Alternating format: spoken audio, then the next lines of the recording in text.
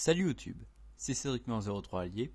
On se retrouve aujourd'hui sur DevPro pour la nouvelle banlist OCG, donc janvier 2015, qui vient de paraître aujourd'hui. Donc il y a beaucoup de choses à dire, je trouve. C'est une banlist très explosive, comme on a l'habitude en OCG. Et donc voilà, donc on attend évidemment la nouvelle banlist TCG. Et on va essayer d'un petit peu de voir ce qui va changer en OCG, puisque en OCG ils les annoncent toujours un petit peu avant. Donc voilà, donc on va commencer avec les cartes interdites. Il y en a une en interdite, donc c'est Violente Rage. Donc voilà, elle est aussi interdite en TCG, donc voilà. Après vous allez voir que c'est quelque chose de bizarre, puisqu'ils vont aussi autoriser Plumeau d'Amarpi. Donc voilà, donc on va tout de suite passer au limité, puisque alors limité, puisque dans les limités, voilà, il y a le plus mode d'Amarpi. Donc on passe au limité avec le dragon empereur du chaos. Alors il y a une modification du texte, comme avec pour la rainette et le bombardier choc des ténèbres. Donc voilà, j'ai pas trop vu tout ce qui a changé, mais enfin voilà, il est limité.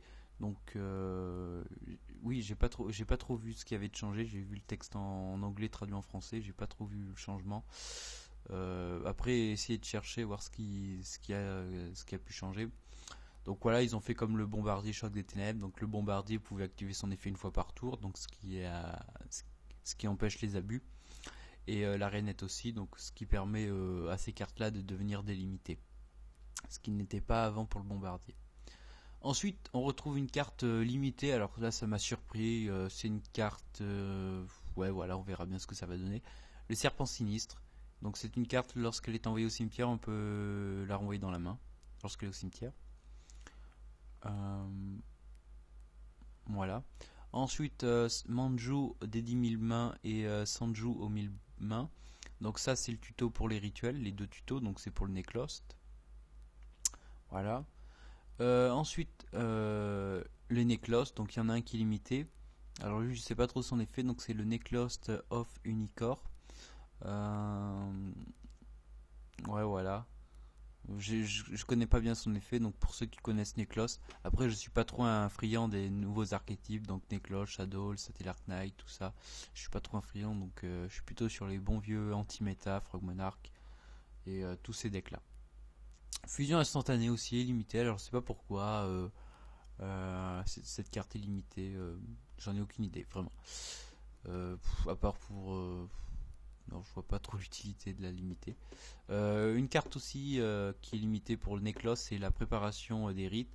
Donc c'est une carte qui empêche, qui permet de limiter, d'ajouter des cartes monstres et qui ajoute une carte monstre et magie rituelle. Donc ce qui permet d'accélérer le jeu et de faire du CA aussi. Une carte interdite qui est encore limitée, donc il y a beaucoup de. C'est une très très grosse surprise en carte limitée là. Donc c'est le Temple des Rois. Donc c'est une carte qui permet d'invoquer une carte monstre très facilement. Donc le contrôleur de cette carte peut activer des cartes pièges durant le tour où elles sont posées. Si vous contrôlez une bête mystique de Serket et que cette carte vous pouvez envoyer au cimetière pour invoquer spécialement un monstre depuis votre main, deck ou extra deck. Donc voilà, c'est vraiment. Ça peut permettre. Il y a peut-être un OTK à faire dessus, parce que si on peut invoquer très facilement une carte, si ça aurait pu bannir les effets négatifs, on aurait pu invoquer au Lacti, gagner le duel. Donc voilà, mais il y a peut-être quelque chose à faire, un FTK avec, donc à voir. Ensuite, une carte qui sert des fois dans les FTK que je regarde sur les duels sur DevPro, c'est Symbole d'héritage. Donc voilà, c'est une carte d'équipement. Une carte également qui est limitée comme en TCG, c'est Super Poli, donc ça c'est pour Shadow, je pense. Voilà, donc plus mode d'Amarpi, on en a parlé. Permutation des mondes, une carte, alors là, j'ai rigolé quand elle était limitée. Alors, son effet, c'est qu'activable en payant 1000 life points. Donc ça va, c'est pas beaucoup. Alors qu'il y a 15 cartes ou plus dans votre cimetière, chaque joueur échange les cartes de son cimetière avec les cartes de son deck, puis chacun mélange les cartes de son nouveau deck et pose dans la zone deck. Donc en fait, s'il y a 15 cartes ou plus dans notre cimetière, on échange avec le deck et le cimetière. Donc le cimetière devient le deck, donc c'est super. Franchement, c'est une carte extraordinaire. Dans les vieilles cartes comme ça, Yu-Gi-Oh! Ils en font plus trop avec des effets aussi abusés. Voilà. Ensuite, le virus broyeur de cartes. Donc, en sacrifiant un monstre ténèbres avec maximum 1000 life points, 1000 points d'attaque, vérifiez toutes les cartes contrôlées dans la main de votre adversaire et toutes ces cartes qu'il pioche jusqu'à la fin du troisième tour de votre adversaire. Après l'activation de cette carte, détruisez toutes les cartes avec moins de 1500 points d'attaque. Voilà, c'est toutes les cartes avec une attaque. Oui. Donc si on détruit toutes les cartes de 1500 points d'attaque comme ça, c'est vraiment super fort. Et on termine avec une carte toujours hyper forte, c'est l'anneau de destruction. Donc voilà, là aussi ça m'a surpris. Qui limite cette carte. Voilà, c'est vraiment super fort. Ça permet de faire des burns. Il y a vraiment. C'est vraiment super fort quoi. Ensuite, alors pour l'extra deck, ils ont autorisé une carte qui est plutôt. Enfin, limité une carte qui est plutôt assez balèze, puisque c'est le phénix de la flamme, l'oiseau du bombardement. Donc lorsqu'elle est invoquée, on inflige 300 une fois par tour, on inflige 300 points de dommages à l'adversaire pour chaque carte sur le terrain et elle ne peut pas attaquer. Donc ça permet de faire des FTK assez facilement, donc c'est pas mal. Voilà, donc on va maintenant passer au semi-limité. Alors, semi-limité. Alors, il y en a 5. Donc on va retrouver le Inzektor Frelon qui était vraiment super fort pour le deck Inzektor qui a win au championnat du monde de 2012. Voilà. Qui était... Voilà. Je pense pas que ça va trop changer le deck. Après, ça dépend du format, hein, tout ça. Pareil pour le Cavalerie Dragon de l'Atlantide qui était limité en, je pense, en TCG. Donc là qui passe à 2 en OCG. Je pense pas que ça va trop changer le deck. Pareil pour le coq confrérie de du point de feu, Fire Fist. Donc voilà, une carte qui coûtait assez cher.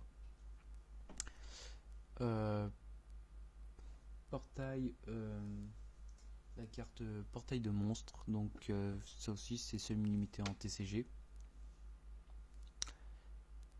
Et Big Eye qui était limité en OCG, donc là qui passe à 2, qui est délimité en TCG d'ailleurs.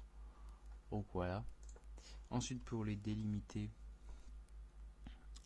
Alors délimités, qu'est-ce qu'on a? Alors délimités, il y a pas mal de... Voilà.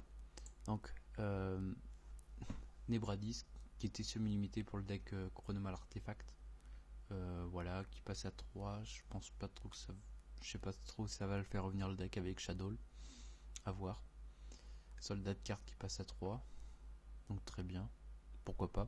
Le Striker, le TG et le Tech Genius qui est également à 3 en TCG. Voilà. Trakedia passe à 3, c'est logique. Gorzet à 3. Floraison de feu. Donc peut-être qu'ils vont sortir un deck plante. Ça pourrait être sympa.